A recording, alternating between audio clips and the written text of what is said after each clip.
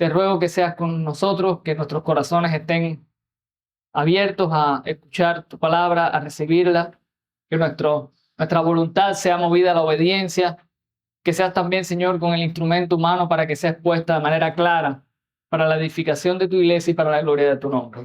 En Jesús, amén. Bien, hermanos, creo que en un texto como este es justo que intentemos una vez más ponernos en el contexto de la audiencia de Marcos. Es importante, sobre todo, no solo porque hay personas nuevas que nos están visitando en la serie de Marcos, sino porque una y otra vez nosotros tenemos que recordar para quién fue escrito este texto. Cuando nosotros vemos historias en la Biblia y sobre todo en los evangelios, nuestra tentación es pensar que el mensaje fue para esos que estaban en la historia. Y no es así. Marcos es un libro que fue escrito para personas que no son propiamente los que están dentro de la historia. Y nosotros necesitamos entender quiénes eran esas personas, cómo vivían, cuáles eran sus circunstancias para poder decir qué quiso el Señor enseñarles a ellos que me quiere mostrar a mí hoy en día. Hermanos, recordemos que los hermanos a los cuales se escribió este libro eran los creyentes en Roma que estaban siendo perseguidos. Roma, la superpotencia, la potencia más grande del mundo, había comenzado a perseguir a los cristianos. Ustedes saben, eso implicaba torturas, implicaba muertes. ¿Había razones para tener miedo, sí o no? ¿Había razones para estar angustiado, preocupado? Por supuesto. Marcos fue escrito para esas personas, así que usted y yo tenemos que tener siempre perspectiva que el mensaje de Marcos está hablándole primariamente o fue primariamente para hablarle a ellos en esa circunstancia particular. El libro de Marcos, como hemos dicho, lo escribió Marcos, pero fue asistido por el apóstol Pedro. Fue el apóstol Pedro quien compartió las vivencias, estas experiencias, estas historias con Marcos para compartirlo a su audiencia. Y usted dice, ¿para qué es importante todo esto? Porque Pedro, primero, Pedro es uno de los personajes que está en esta historia. Es una de las personas que vivió lo que nosotros vamos a estar, lo que acabamos de leer y en lo que vamos a estar meditando en los próximos minutos. Pero Pedro además fue una de las personas que experimentó en su propia vida el temor. Ustedes saben que cuando Pedro, fue confrontado por ser un seguidor de Cristo, ¿qué hizo Pedro? 3 veces negó al Señor. Pedro sabía por experiencia que en los momentos de angustia, que en los momentos difíciles el temor puede apoderarse de la vida de un creyente. Y Pedro, sabiendo eso, entre las vivencias que comparte con Marcos para que la iglesia pudiera ser edificada, él trae una historia como esta y la trae porque yo creo que la que él quería mostrarles a la iglesia en Roma es lo mismo que el Señor pretende mostrarnos a nosotros hoy. ¿Y qué cosa es? Que en los momentos más difíciles nosotros debemos confiar en Jesús. En los momentos más difíciles nosotros debemos confiar en Jesús. Estas historias que hemos leído y que han sido tan largas, básicamente hemos leído más de 40 y tantos versículos, tienen este propósito, recordarnos que en momentos difíciles nosotros debemos confiar en Jesús. Y he dividido el texto en dos grandes porciones. En la primera vamos a ver lo que todos esperaban y no ocurrió. Lo que todos esperaban y no ocurrió. Y me voy a estar centrando en los versículos 35 al 41 del capítulo 4, en la primera de las historias, en la tempestad. Esta historia se desarrolla en el mar de Galilea, que por cierto no es un mar, es un lago. Este lago está ubicado alrededor de 210 metros bajo el nivel del mar y rodeado de colinas, lo que hace que ocurran este tipo de fenómenos que son normales, que de pronto se forma una tormenta, de la nada empieza a soplar el viento, el agua se agita y en medio de una de esas tormentas es que se desarrolla esta primera historia. Jesús había pedido a sus discípulos cruzar al otro lado.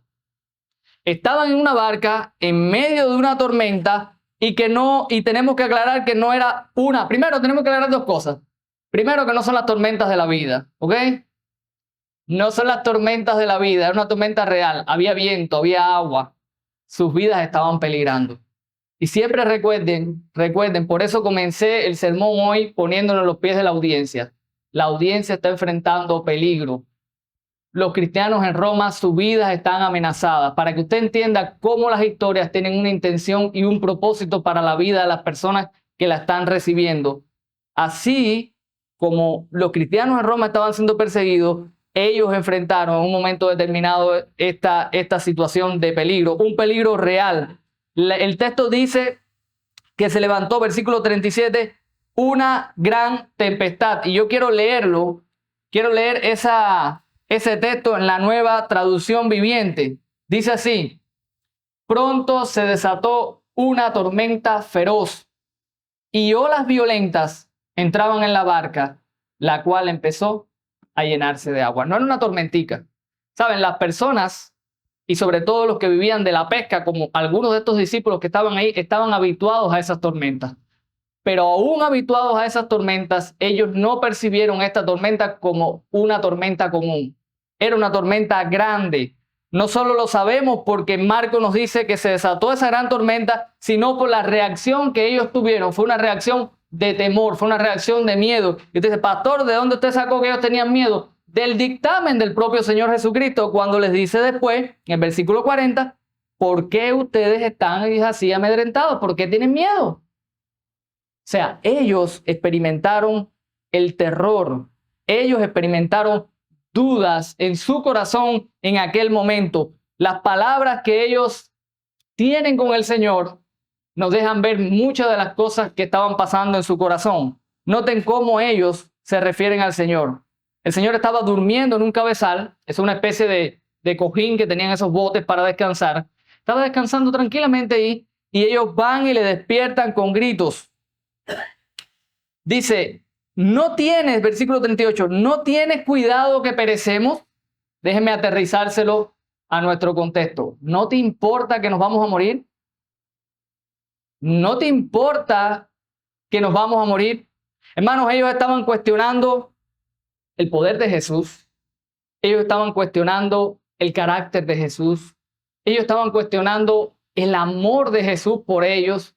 Ponte a pensar, ellos estaban diciendo con sus palabras, este hombre que nos sacó de nuestra vida cotidiana, que nos llamó a seguirle, a ser pescadores de hombres, ahora va a permitir que en una fracción de tiempo todo se vaya por la borda, literalmente y metafóricamente. Todo lo que ellos habían entendido, todo lo que habían pensado para un futuro, todo se va a ir por la borda porque literalmente sus vidas se iban a ir por la borda. Hermanos, ellos tenían un problema y su problema era que no confiaban en el Señor. El problema era que ellos no estaban confiando en el Señor. Y sabemos que ese es el problema porque eso es lo que Jesús dice. Y las preguntas que Jesús dice a partir del versículo 40 y 41 son el punto de esta historia. Y creo que es el punto de esta y de las otras que vienen. Todas giran alrededor de estas preguntas que ocurren. ¿Cómo tienen miedo? ¿Cómo no tenéis fe? ¿Por qué estáis amedrentados? ¿Cómo es que no tenéis confianza? Fe aquí no es la fe para salvación, no es la fe que depositamos en Jesús para ser salvos, es la fe práctica, la fe de la confianza diaria, la fe que surge de conocer quién es tu Señor, de conocer cuál es su poder y de saber cómo vivir a la luz de ese poder. Jesús le está diciendo, ustedes no deberían tener miedo. A estas alturas ustedes deberían confiar. Esta no debería ser su actitud. Si pensamos un poco hasta donde hemos recorrido ahora, ellos habían visto muchas cosas acerca de Jesús. Habían visto milagros, habían visto personas sanadas, habían visto señales. Y eso solamente viendo Marcos. Si nos vamos a los otros evangelios, eran mucho más lo que ellos habían visto, habían presenciado. Habían visto expulsiones de demonios, sabían que Jesús tenía poder. Sabían que Jesús era todopoderoso. Sin embargo, no estaban viviendo a la luz de esa realidad. La última pregunta que los propios discípulos temerosos se hacen cuando Jesús calma el mar es, ¿quién es este que aún el viento y el mar le obedecen? Y la pregunta es obvia.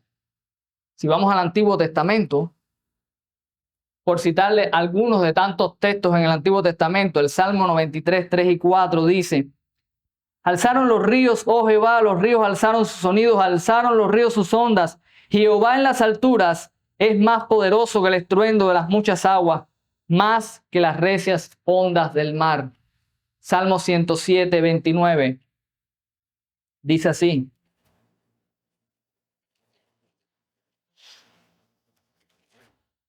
camina la tempestad en sosiego y se apaciguan sus ondas.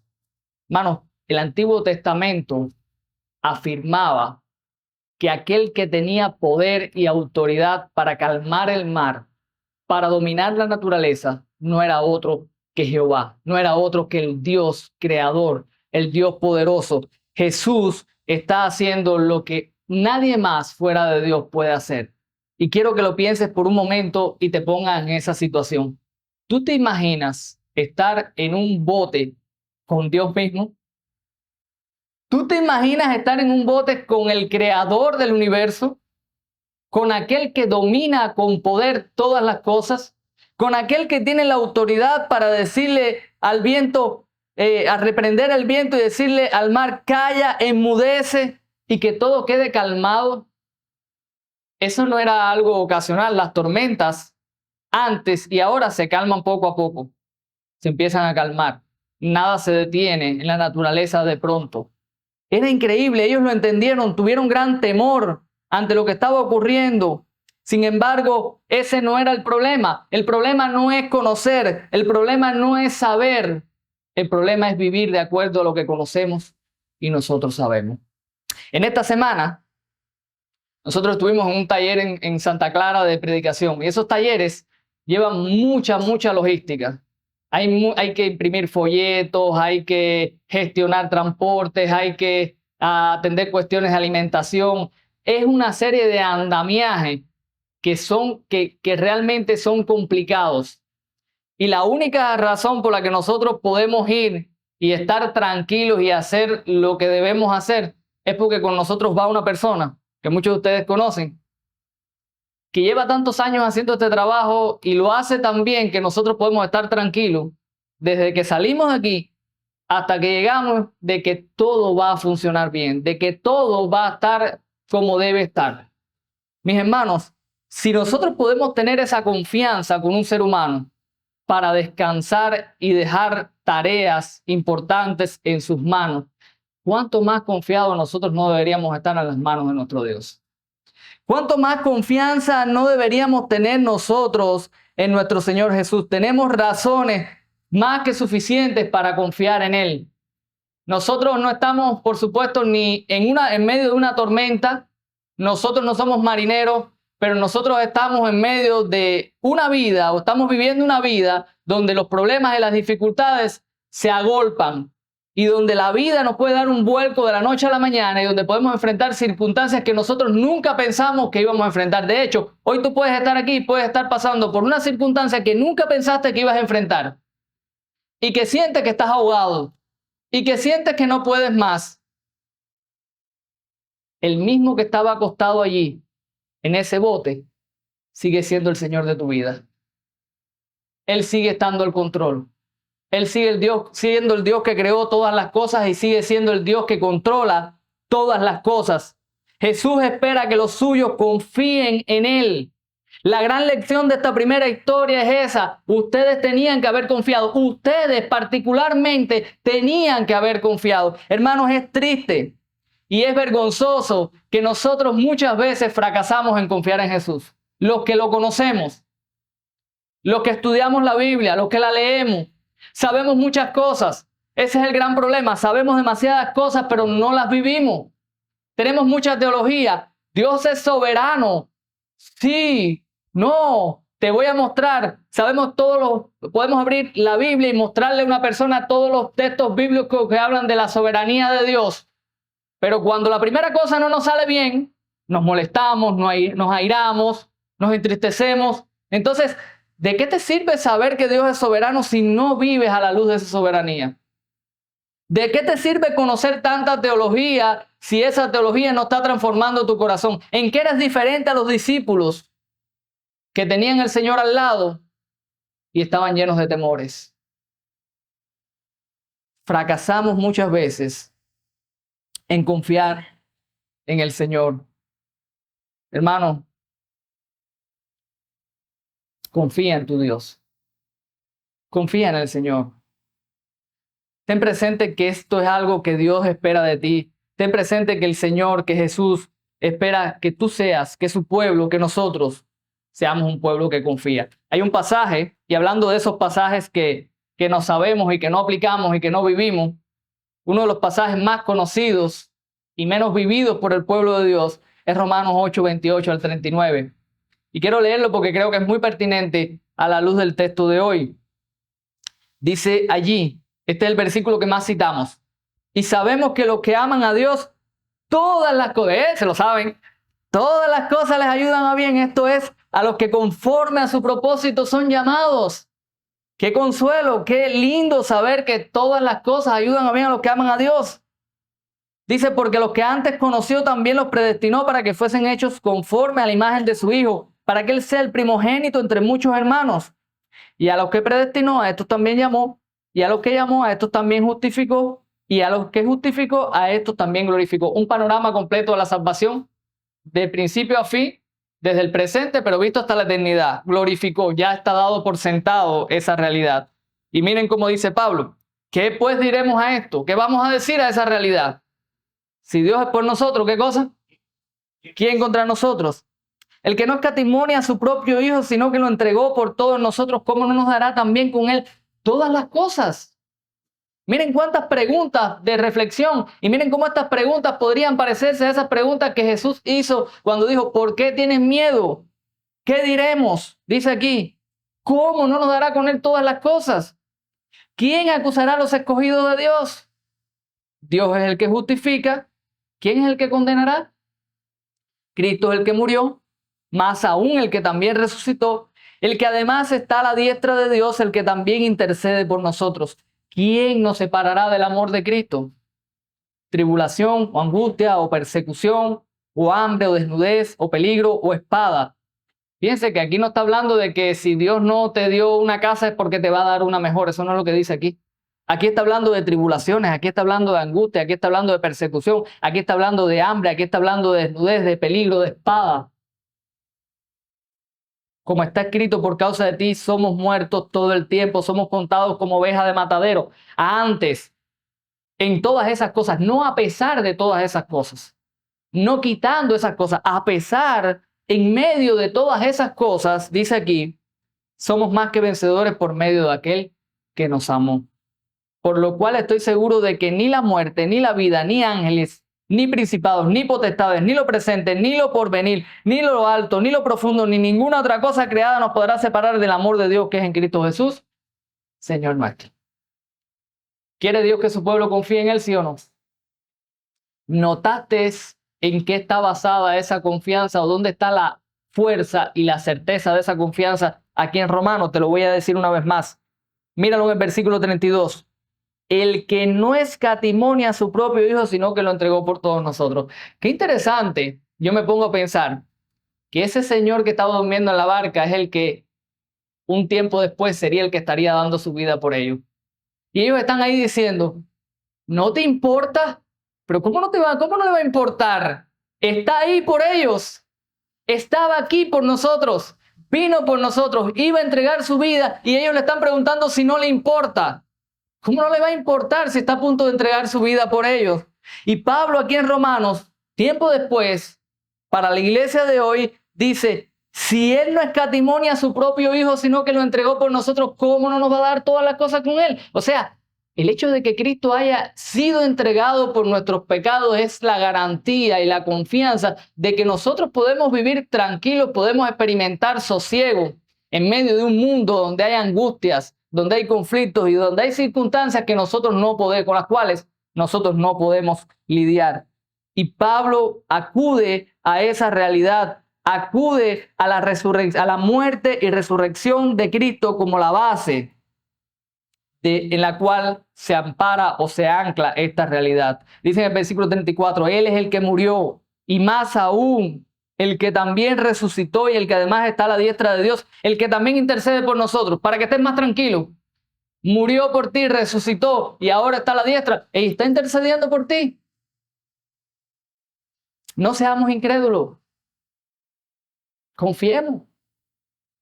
A veces nosotros los que somos de este corte más bautista, no nos gusta hablar mucho de confía y fe porque tenemos miedo que nos confundan con aquellos que son más dados al emocionalismo, pero son las verdades de las Escrituras. Si nosotros no confiamos, ¿quiénes van a confiar?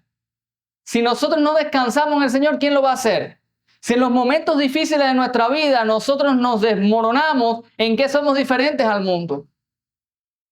Nosotros tenemos un Señor grande, poderoso, en el cual podemos poner nuestros ojos, en el cual podemos descansar. Y esta primera historia nos muestra de una manera quizás un poco en modo de reproche por parte del Señor, lo que Él o lo que todos esperaban, pero nunca ocurrió. Porque lo que se esperaba, ¿qué cosa era? Que los discípulos fueran los que tuvieran confianza. Y lo que se espera de un creyente es que tenga confianza. Ahora, la historia sigue. Y los versículos que siguen, todas las demás historias, tenemos básicamente dos grandes historias con tres personajes diferentes a partir de ahora. Y estas historias que vienen ahora son un contraste interesante con la primera historia. Y en esa segunda historia, ¿qué es lo que vamos a ver? Lo que nadie esperaba y ocurrió. Mira la primera historia, lo que todo el mundo esperaría y no ocurrió. Pero ahora en la segunda parte tenemos lo que nadie esperaría, pero sí ocurrió. ¿Qué es lo que nadie esperaría? Te lo voy a decir en un momento, pero déjame que hablemos un poquito de estas personas que están aquí. Tenemos tres personajes en esta historia. Tenemos a un hombre endemoniado, ¿ya? Dice la historia que tenía muchos demonios.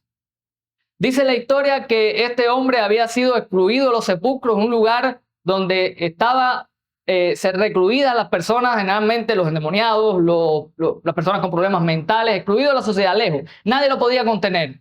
El hombre todos los días se dañaba con piedras. Algunos dicen que no eran los demonios, que era él mismo, ante la agonía que estaba sufriendo, que se golpeaba él mismo de tanta aflicción que tenía por toda esa posesión que estaba enfrentando. Tenemos a una mujer también excluida por la sociedad.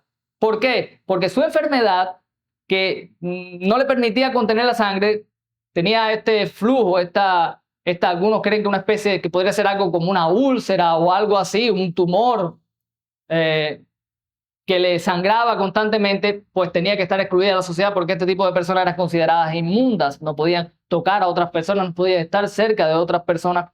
Y tenemos a este hombre que era un hombre principal, una persona que tenía cierto cargo dentro del judaísmo. Los tres tienen en común varias cosas. Primero, vamos a ver. Tenían una situación que nadie podía solucionar. El endemoniado no había podido ser contenido, la mujer había gastado todo en médicos y no había podido ser sanada, y la hija de Jairo estaba agonizando. En el momento de agonía, cuando las personas están agonizando, ya no hay nada que hacer. Los que hemos perdido seres queridos y que hemos experimentado eso, sabemos lo difícil y doloroso que es ver a un ser querido o agonizar delante de ti y ver cómo poco a poco se va apagando y sabes que no hay nada más que hacer. Estas personas estaban desesperadas. Yo creo que Marcos recoge y es detallista en mostrar la desesperación y la realidad de sus vidas. Era desesperada las situaciones de cada uno, no había solución. Y lo muestra así de esa manera, diciendo, este estaba excluido, nadie lo contenía, aquella ya lo había gastado todo, no había solución humana, el hombre tenía a su hija agonizando. O sea, la situación de todos era angustiante, era desesperante, no tenía solución desde el punto de vista humano. Eran condiciones graves. Todos sabían una cosa, que Jesús tenía el poder y la autoridad para lidiar con su problema. Los tres sabían eso. Jesús puede con esta situación. Todos acudieron a Jesús. Todos se postraron delante de él. Todos le suplicaron a él. Todos fueron librados de aquella situación. Y todos terminaron pues reconociendo o creciendo, podríamos decir, en su temor y respeto por el Señor. Pastor, ¿y para qué están estas historias aquí? ¿Dónde estaban los discípulos en esta historia? Los de la barca, mirando todo esto. Es como si Jesús les dijera, ustedes no tuvieron fe, pero ahora les voy a enseñar a ustedes lo que es la fe. Los voy a llevar, me van a acompañar y van a ver en primera plana lo que ustedes debieron haber hecho. Y lo van a ver de las personas menos probables.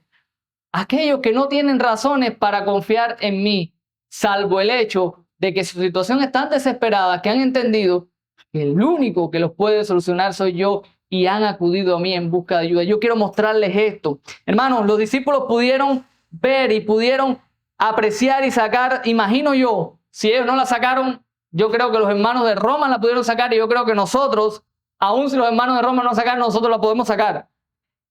Número uno, hay un patrón en todo esto. Entendieron su condición, la comprendieron, se humillaron todos. Tú vas a ver esa repetición en las historias. Por ejemplo, el versículo 6 lo puedes ver, del capítulo 5. Dice, el hombre endemoniado corre y se arrodilla delante de él. Es interesante porque en esta historia te dirá, bueno, ¿fueron el hombre o fueron los demonios? Bueno, se cree que primero el hombre fue arrodillado, después toman la palabra los demonios. ¿Ok? El hombre fue en su desesperación y después los demonios. Pero aún los demonios están clamando y rogando a Jesús, humillándose delante del Señor. Por supuesto, no porque conozcan o reconozcan al Señor, sino porque saben quién está delante de ellos. En el versículo 22, el hombre de la sinagoga dice que viene y se postra delante de él y le rogaba mucho. Y la mujer en el versículo 33 también hace lo mismo. Dice la mujer temiendo y temblando, sabiendo lo que había sido hecho, se postró delante de él. Todos se humillaron, todos fueron librados. El hombre endemoniado fue librado de los demonios. La mujer fue sanada. La hija de Jairo fue resucitada después de morir. Y todos respondieron con obediencia. El hombre endemoniado, el que había sido endemoniado, le dijo, quiero seguir contigo. Y Jesús le dijo, no, ve a los tuyos y cuenta lo que yo hice contigo. La mujer, no, Jesús no le pidió nada, pero cuando hizo el llamado, dijo, ¿quién me ha tocado? La mujer obedeció y respondió. Y a los de la casa de Jairo, Jesús le dijo, no digan nada. Pastor, ¿y por qué aquí sí le dijo que diga? Hermano, eso no es importante en la historia.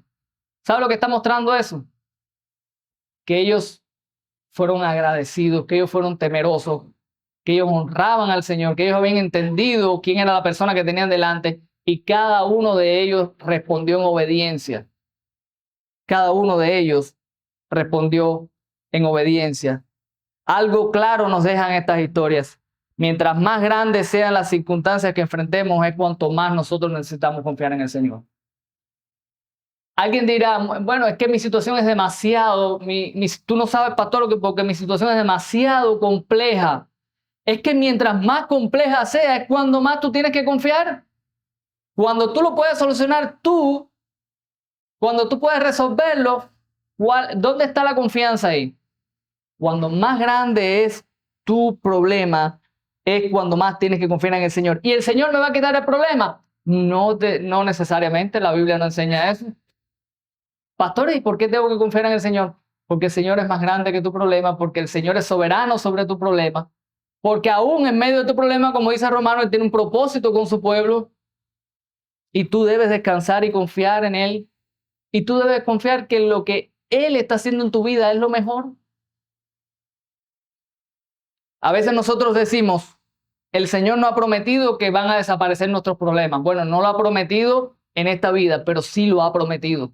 Porque en Apocalipsis 21:4, la visión que nos dan del futuro es un futuro donde terminaron todos los problemas. Entonces, Dios sí lo ha prometido, que todos nuestros problemas acabarán. Lo que Él no ha prometido es que van a acabar en este tiempo presente. Pero Él se ha prometido su cuidado, su sostén, su gracia para enfrentar los momentos difíciles de la vida. Hermano, qué consuelo hay en estas historias tan grandes para aquellos que se consideran indignos. ¿Sabes? Hoy tú puedes estar aquí y tú quizás no eres asiduo a visitar una iglesia y quizás ves a los demás y piensas, bueno, es que ellos tienen una confianza y ellos conocen más de la Biblia que yo. y tú puedes decir, es que yo realmente soy una persona quebrada, destruida, que tengo 1000 problemas en mi vida, que estoy enfrentando miles de situaciones, que tengo pecados en mi vida con los que no puedo. Hay un consuelo aquí para ti, tremendo. Estas eran personas indignas para la sociedad. Esta era la escoria de la sociedad. Estas eran las personas que nadie quería. Y estas personas entendieron que lo primero que ellos tenían que saber era que ellos eran indignos. Y si tú estás en esta mañana hoy y te consideras indigno, eso es lo más importante y lo primero que tú necesitas para tú realmente acercarte a Jesús. Entender tu indignidad, comprender que lo necesitas, comprender que no eres nada sin Él, comprender que nadie más puede lidiar con tu vida que Él. Y eso es lo primero. Y hay consuelo para ti aquí. Y hay consuelo para ti si eres un creyente que has estado deslizándote en el camino de la vida y quizás te has salido, como decimos nosotros, un poquito de la carretera. Y hoy puedes ser animado y puedes ser consolado también. Hay consuelo para ti. Yo dudo mucho que el Señor rechace a alguien que venga con un corazón contrito y humillado delante de él, porque la Escritura lo dice. Al corazón contrito y humillado no despreciará a Dios. Y yo estoy seguro que Dios no desprecia a una persona que se acerca a Él con un corazón contristo y humillado. La pregunta es si estás contristo y estás humillado, como para acercarte a Jesús y como para clamar y rogarle que sea propicio, que te ayude y que te rescate del pecado, porque el verdadero problema es el pecado. Porque el verdadero gran problema que todos tenemos es nuestro pecado y cómo ese pecado nos condena a una eternidad sin Dios. Ese es el verdadero problema.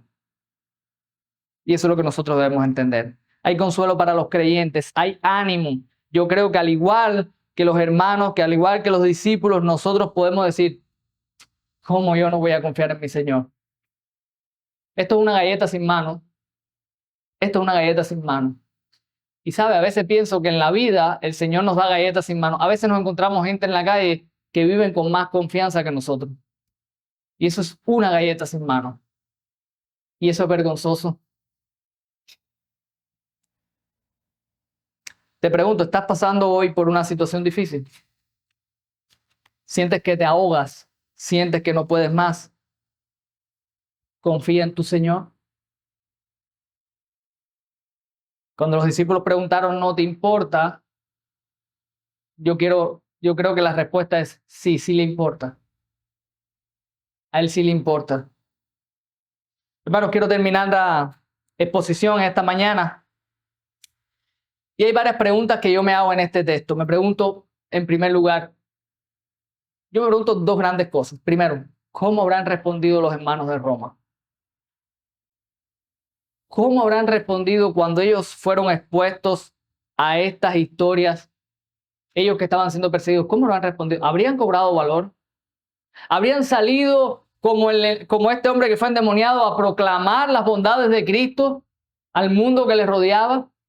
Me pregunto si al igual que esta mujer habrán tenido el valor de salir a la luz pública y decir, yo soy un seguidor de Cristo, aunque ustedes me consideran una basura, aunque esto me pueda costar la vida. Me pregunto si habrán valorado más su posición o el seguir a Jesús, como este hombre que era un hombre principal de la sinagoga y que ir a Jesús le pudiese podido costar su cargo por seguir al maestro. Pero más que eso, yo me pregunto, ¿qué vas a hacer tú? Y yo me pregunto cómo esta historia puede impactar tu vida hoy. ¿Cómo te impacta en la manera en que estás viviendo? ¿Cómo te impacta en la manera en que estás respondiendo a las circunstancias de tu vida? ¿Y cómo te va a impactar en el futuro? ¿Tendrás el valor de vivir para Cristo? ¿Dejarás que la vida te ahogue? ¿Dejarás que las situaciones de la vida ahoguen la confianza que un día fue depositada en tu corazón? Vamos a orar. Dios, bueno, gracias por tu palabra, Señor, y gracias por que tú nos alientas a través de ella. Si alguien sabe de dificultades y de agobios, somos los cubanos. Pero tú has querido que nosotros vivamos aquí. Tú nos has puesto en un país donde nosotros enfrentamos de todo,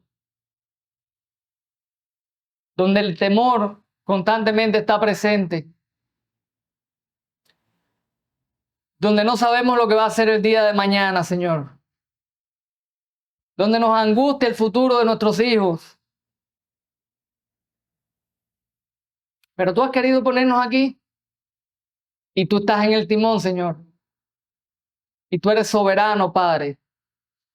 Te ruego que los corazones de mis hermanos, te ruego que mi corazón esta mañana sea fortalecido y alentado por tu palabra, Señor. Que nosotros podamos vivir confiados, Padre, en medio de cualquier dificultad que enfrentemos.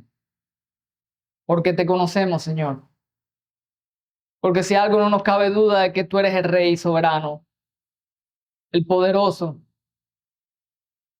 Tú tienes toda autoridad sobre toda circunstancia, sobre todo poder humano.